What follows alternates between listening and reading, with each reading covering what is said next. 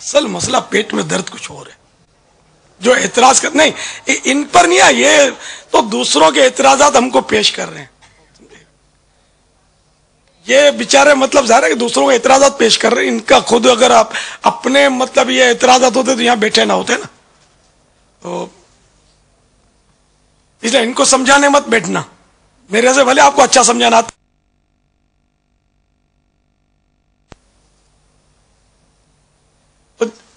اصل وہ میں نے کہا اقوال مختلف ہوتے ہیں، بہت سارے اس میں اقوال ہیں.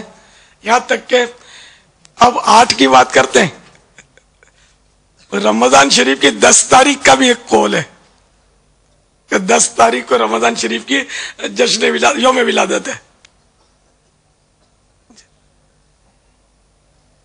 تو اس طرح مطلب یہ کہ مختلف قول ہے.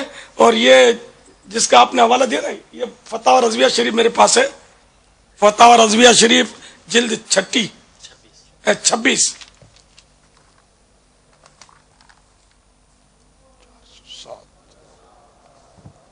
صلی اللہ تعالی علی محمد.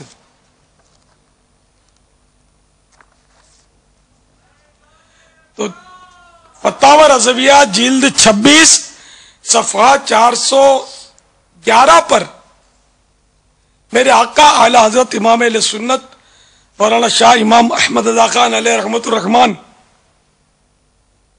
مختلف اقوال نقل کرنے کے بعد فرماتے ہیں کہ اس میں اقوال بہت مختلف ہیں، الگ الگ اس میں بزرگوں کے اقوال ہیں.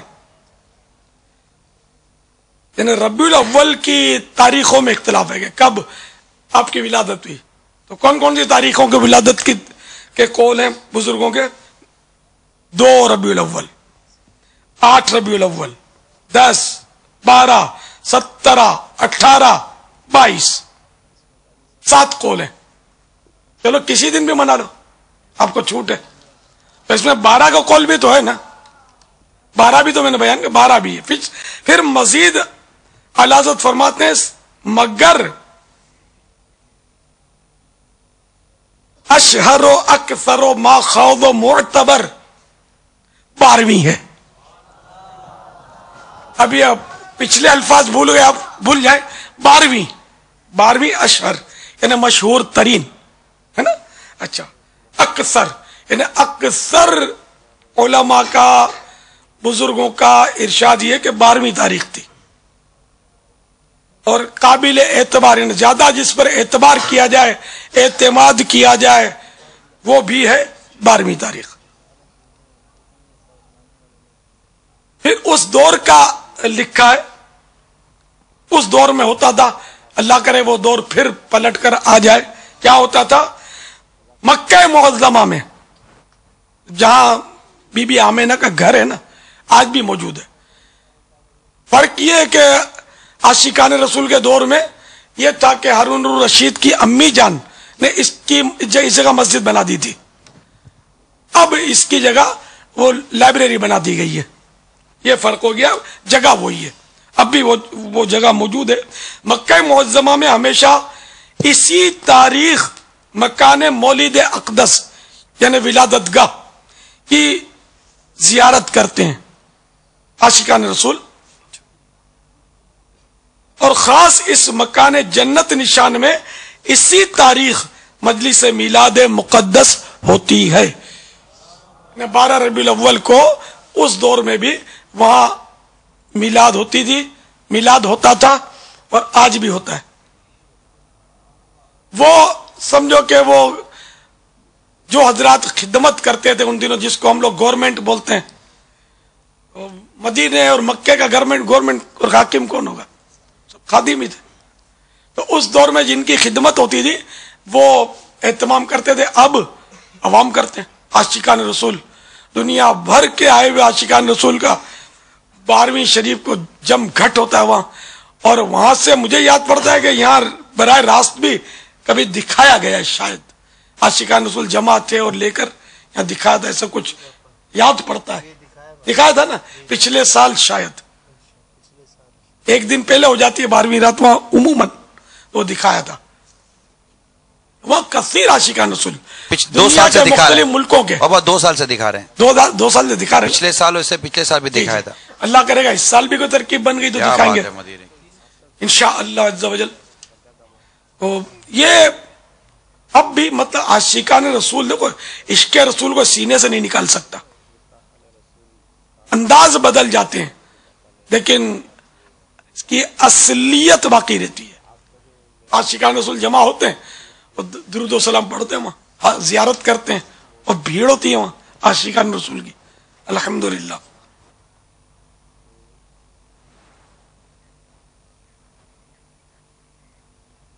اب مزید اعلی حضرت نے اقوال لکھے ہیں، جیسے کہ علامہ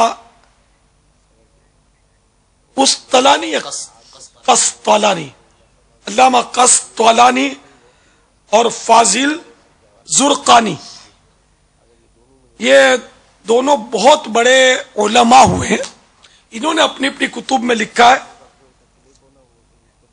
مشہور یہ ہے کہ حضور انور صلی اللہ تعالی علیہ وآلہ وسلم 12 ربیع الاول بروز پیر پیدا ہوئے.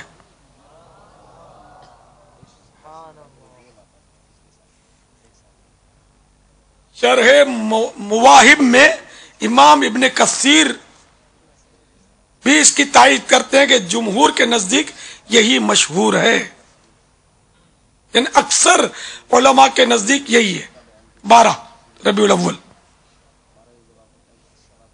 اسی میں والذی علیہ العمل، یہی وہ ہے جس پر عمل ہے، نہ 12 تاریخ پر عمل ہے. پہلے تو دنیا بھر میں 12 ربیع النور شان و شوکت سے منائی جاتی تھی، اب بھی منائی جاتی ہے، اب بھی منائی جاتی ہے الحمدللہ. ہر ایک جگہ انداز اپنا اپنا ہے. مکہ مدینے میں بھی منائی جاتی ہے، گھر گھر، یعنی ایک مبالغہ ہے، عربوں کے گھروں میں، وہ عرب جو عاشقان رسول ہیں ان کے گھروں میں 12 ربیع الاول کو میلاد ہوتی ہے اور پورے پورے بکرے نیاز کے وہ پکاتے ہیں، کھلاتے لوگوں کو، کھلانے والے انہیں شیخ جو تھے عرب شیخ، وہ اب بھی مناتے. مجھے یاد پڑا اکثر ترین ممالک جو مسلم ممالک ہے اس میں 12 ربیع الاول کو چھٹی ہوتی ہے. جی ہاں، اکثر ممالک میں چھٹی ہوتی ہے، عرب ممالک میں بھی چھٹی ہوتی ہے. کئی عرب ممالک میں غالباً الا واحد، تقریباً عرب امارات میں چھٹی ہوتی ہے 12 ربیع الاول کو. یہ عرب حضرات ربیع الاول کو جیسے ہمارے یہاں ربیع النور کہتے ہیں، تو وہ ربیع الانوار، ربیع مانے بہار، نور کی بہار، وہ انوار نور کی جمع ہے، نوروں کی بہار، روشنیوں کی بہار. مگر جو روشنیوں کی بہار پاکستان میں ہے، پاکستان میں بھی جو باب المدینہ میں ہے، وہ شاید دنیا میں کہیں ہو.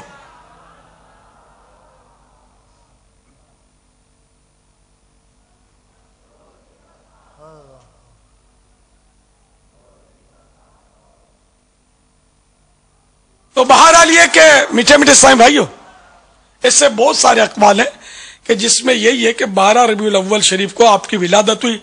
8 اور 12 کا جھگڑا ایمانداری کی بات ہے، 8 اور 12 کا جھگڑا نہیں ہے، پیٹ میں درد کچھ اور ہے. ورنہ کوئی ہے 8 کو منائے گا تو پھر جب اپنے 8 پر ڈن کر لے گا نا، چلو 8 کو مناتے ہیں، تو پھر بولیں گے کون سی حدیث سے ثابت ہے کہ مناؤ. پھر وسوسہ شیطان ڈالے گا، پوچھو کون سی حدیث سے ثابت ہے، کس صحابی نے منایا تھا. پھر وہ بالکل یعنی کہ وہ ریورس گیئر مار دیں گے. یہ شیطانی وسوسے ہیں، ان چکروں میں مت پڑو. دنیا کے بہت سارے جشن لوگ مناتے ہیں. اب ہم یوم پاکستان 14 اگست کو ہمارے یہاں منایا جاتا ہے، بھائی یہ کس حدیث سے ثابت ہے، کس صحابی نے منایا؟ بلکہ انگریزی سال جس کی نسبت سے 14 اگست منایا جاتا ہے، انگریزی سال کس صحابی نے اپنایا جو آج اپنا کے بیٹھے ہو؟ تمہاری مسجدوں میں جو نظام الاوقات لگے ہوئے انگریزی سال کے لگے ہوئے ہیں، یہ کس صحابی نے کیا؟ مطلب یہ کہ یار چھوڑو یار، مطلب پیارے آقا صلی اللہ تعالی علیہ وآلہ وسلم کی محبت کا جام پی لو. اور یہ جام کہاں ملتا ہے؟ فیضان مدینہ میں. آ جاؤ، انشاءاللہ سارے وسوسوں کی کاٹ ہو جائے گی.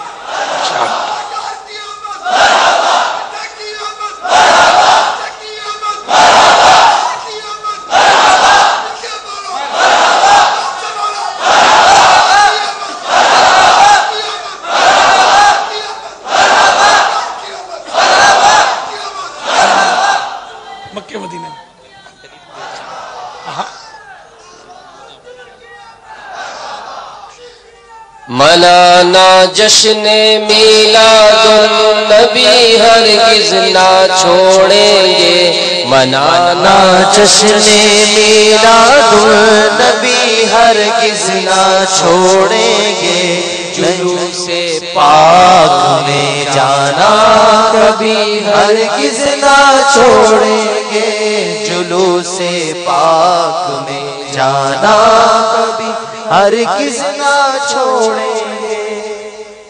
خوشی ہم حشر تک جشن ولادت کی منائیں گے، خوشی انشاءاللہ، خوشی ہم حشر تک جشن ولادت کی منائیں گے، سجاوٹ اور کرنا روشنی ہرگز نہ چھوڑیں گے، سجاوٹ اور کرنا روشنی ہرگز نہ چھوڑیں گے، منانا جشن میلاد النبی ہرگز نہ چھوڑیں گے انشاءاللہ۔ بھئی آپ نے اتنے سارے اقوال بیان فرمائے اعلیٰ حضرت رحمۃ اللہ تعالی علیہ نے جو نقل کیے ہیں، تو اب بالکل ساتھ ساتھ لکھے ہوئے ہیں کہ یہ 2 بھی ہے تو 7 بھی ہے تو 9 بھی ہے تو 12 بھی 17 بھی، یہ ساری تاریخیں، لیکن یہ ایک عجیب سمجھ نہیں آئی بات کہ یہ کیا بات ہے کہ اس طرح اسٹیکر چھپوانا اور لوگوں کے درمیان SMS عام کرنا کہ دیکھیں اعلیٰ حضرت نے جو ہے وہ تاریخ وفات یعنی وصال کی جو تاریخ ہے وہ 8 لکھی ہے، یہ کیا بات ہے ولادت کی تاریخ؟ اب مسئلہ یہ کہ جس طرح بھی ہو سکے جشن ولادت کو روکو کہ بھائی یہ قوم اعلیٰ حضرت کو مانتی ہے تو اعلیٰ حضرت کے فتح رضویہ سے یہ حوالہ درست ہے، جو بھی حوالہ دیتے ہیں درست ہوتا ہے، لیکن آگے بھی کچھ ہوتا ہے۔ جیسے کلمہ میں اگر کوئی یہ کہے کہ کوئی بھی یعنی عبادت کے لائق ہی نہیں ہے، میں کلمے سے ثابت کرتا ہوں کوئی بھی عبادت کے لائق نہیں ہے، اور پھر وہ پڑھے لا الہ، کوئی عبادت کے لائق نہیں ہے، تو اس حساب سے تو یہ صحیح ہے نا کہ یہ لا الہ ہے تو صحیح، لیکن بعد میں بھی کچھ ہے کہ نہیں، الا اللہ، مگر اللہ۔ اگر کوئی ثابت کرنے جائے کہ بھئی نماز پڑھنے کا تو قرآن نے منع کیا ہے، وہ ثابت کر سکتا ہے، کیسے؟ لا تقربوا الصلاۃ، نماز کے قریب بھی مت جاؤ، نماز پڑھنا تو دور کی بات، اس کے قریب بھی مت جاؤ، قرآن کریم میں ہے۔ اب آپ کیا کریں گے؟ یہ کیا ہم یہ مسجدیں بنا کے بیٹھ گئے کہ قرآن نے تو منع کیا لا تقربوا الصلاۃ، نماز کے قریب بھی مت جاؤ، مگر بھائی آگے بھی کچھ ہے، وانتم سکارا، اور جبکہ تم نشے کی حالت میں ہو، نماز کے قریب مت جاؤ جبکہ تم نشے کی حالت میں ہو۔ تو جس نے لا الہ پڑھ کر یہ انکار کیا کہ ہے ہی نہیں کوئی عبادت کے لائق، نہ اللہ بھی نہیں ہے، یا لا تقربوا الصلاۃ پڑھ کر یہ ثابت کرنے کی کوشش کی کہ وہ نماز کے قریب پڑھنا ہی نہیں، نماز پڑھنی نہیں ہے۔ جیسے ایک فرقہ ہے ہمارے ہاں، کیوں نام لوں، کیا پتا دوں آپ کو، وہ نماز کو نہیں مانتا، واسطہ پڑا میرا، نماز کو نہیں مانتا، تو یہ مطلب اس طرح تو ایسی خیانت ہے، یہ خیانت ہے کہ آدھی بات کرنا اور اگلی بات چبا جانا،